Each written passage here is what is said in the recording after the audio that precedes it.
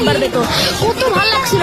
প্রথম বাইতে আমার চোখটা কত বড় হয়ে গেছিল, মনে হচ্ছিল যে আমার চোখের পাপড়ি হলো আরো বড় হয়ে যাচ্ছিল। কত মজা ছিল এই খাবার, এরা হলো সবচেয়ে মজার খাবার এই পৃথিবীতে আমি খাইছি। আমি আমার বাবার সার্জারির জন্য ইন্ডিয়াতে গেছিলাম, আর ইন্ডিয়াতে এরকম খাবারও আমি পাইনি।